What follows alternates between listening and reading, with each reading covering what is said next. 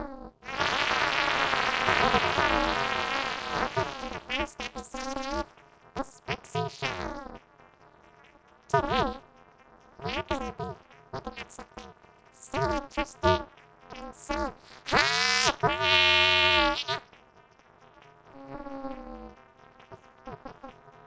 Oopsies. Never mind. So, do you know what we're going to be doing today?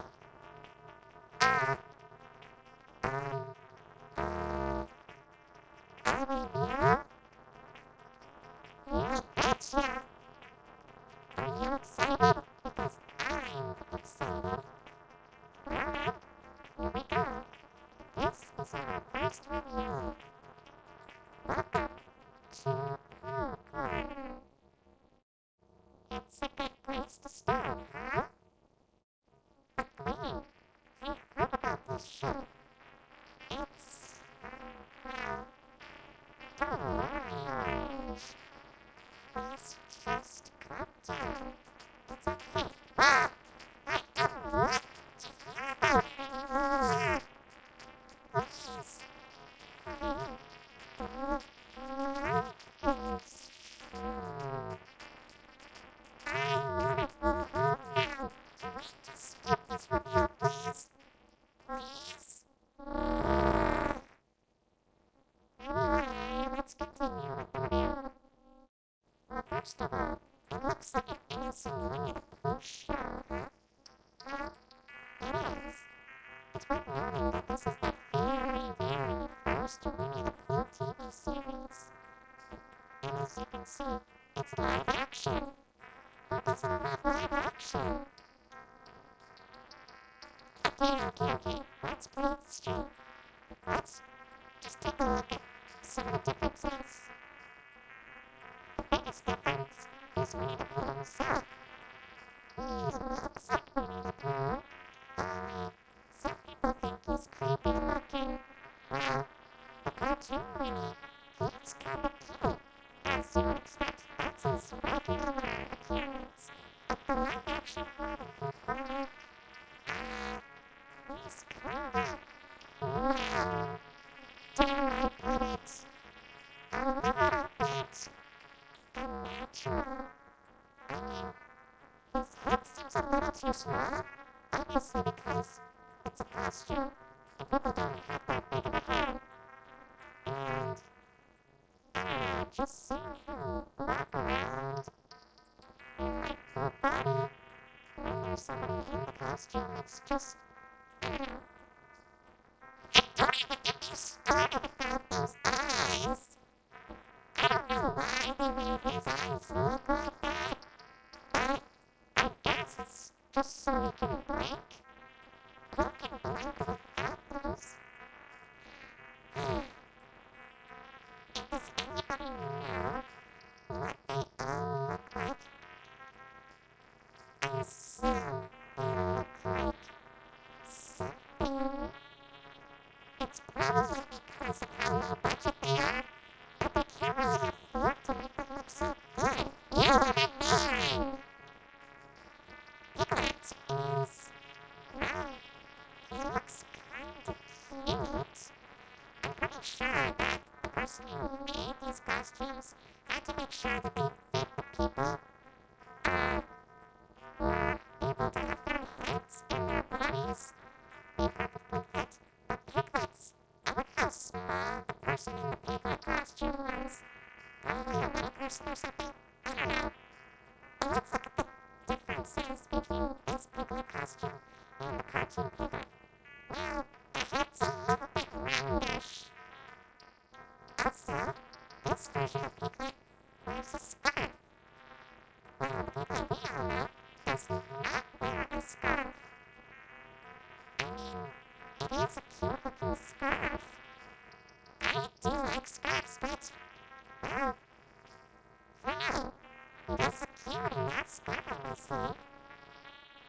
Now let's look at Tigger. I understand Tigger is known to bounce on his tail, but because this is live action, I'm guessing there was no way they were able to make him bounce from his tail. I mean, a fake tail isn't as strong enough as the, well, any tiger's tail, I must say. Also, I think that he's a little too, dare I say, quick. But you know what? I guess that's what makes Sticker funny. He's supposed to be really energetic. He's kinda cool here. He's really in character. The only difference is that instead of a pink nose, he has a black nose. I don't know, maybe they didn't have enough pink fabric to make the nose when they were making the costumes. Oh well. Now as for Eeyore, he is considered to be, well, an old gray donkey, as he is.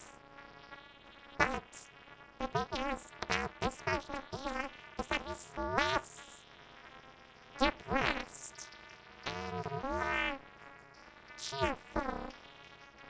Also, I don't know if this is tied to any of the other stuff, but he really likes to eat thistles.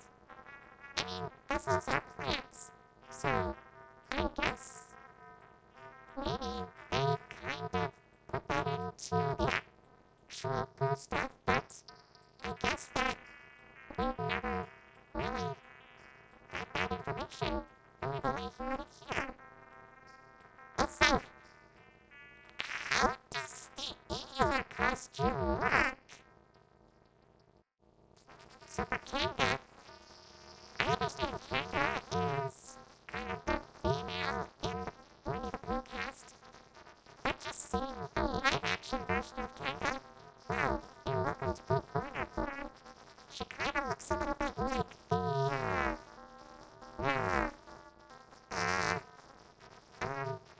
alright, let's move on.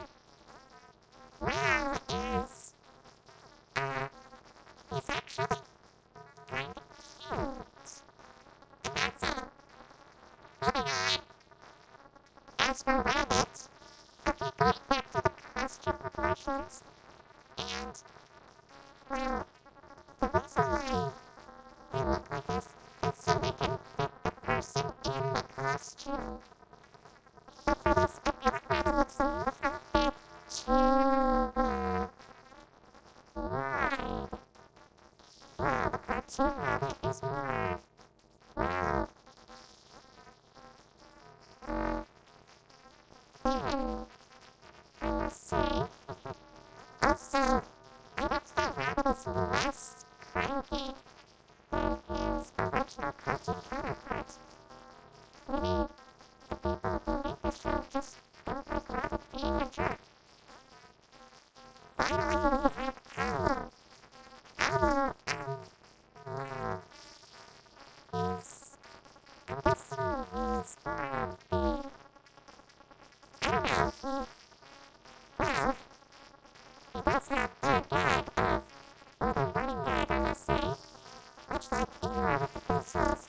He likes to talk about his relatives. But you know what? Well, I'm guessing that's kind of a thing he can do.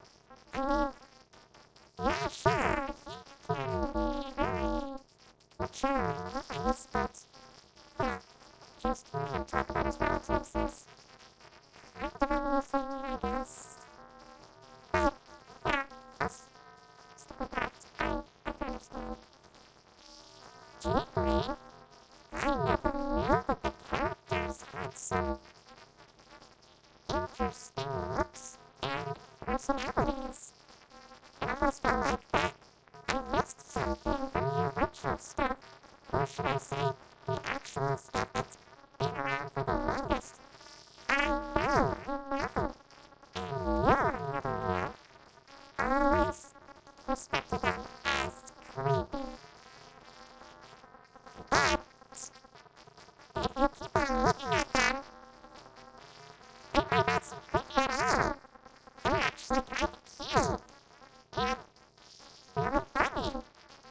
Yeah, sure, it might be pretty low budget. They probably didn't have enough money. But I see them as just okay. They're supposed to be pure and sweet.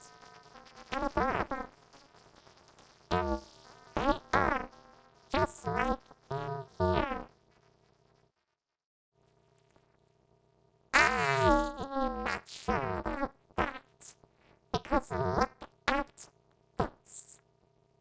Yes, sweet Pooh. Exactly. PSAs. We need to talk about them. Why are you wearing glasses? Oh, uh, you know what? I don't know. According to this, it seems like they did these PSAs for educational children for schools. They talked about school bus safety and stranger danger. Oh, that's nice. I guess what? School bus safety etiquette and stranger danger? Are you telling me that they also educate children at school? Yeah. Is that a problem? I can't believe that those kids were actually able to pay attention without, worrying. Don't worry about anything. You see, this great school bus adventure is a 13-minute long PSA that was released, I believe, in 1984. It taught children all about proper school bus etiquette. Well, what the plot is that the gang boards the school bus to deliver a prepared school lunch to Christopher Robin, which I believe was the only time he was ever addressed to in the show. Anyway, while on the bus, they talk about what to do and what not to do in terms of school bus safety. This includes not running in front of the bus, not going under the bus, and don't eat or drink on the bus. You know, proper safety, school bus stuff, all that kind of, stuff like that. I mean, it's not really that popular. In fact, I'm pretty sure that you can only find a VHS copy of it somewhere in, like, I don't know, a really old vintage antique store or something. Some kind of thrift shop. There's no way you're able to find it in a library anymore. Unless you look hard. Really hard. I mean, come on. I feel like that this is probably one of the most jarring things I have ever experienced from Winnie the Pooh, but there's more. However, there was another PSA, which is obviously the stranger danger one. Too Smart for Strangers was released in 1985 and was 45 minutes long. That is a very long one, but it's like lasts for 45 minutes. In this one, you have to learn all about stranger danger. It features a few kids talking about what to do when approached by a stranger and what they do when, that happens. And of course, the Winnie the Pooh characters also give some tips on how to stay safe. Don't let a stranger in your house when a parent isn't home. Don't take anything from a stranger if they offer it to you, and run away when approached by a stranger while on the street. The reason why this is so infamous is because, well, they also talk about molestation, which is, well, touching private parts. They talk about private parts in this. But despite all of that, it's still a really good show, just like all the other ones. Well, that's our show. Bye!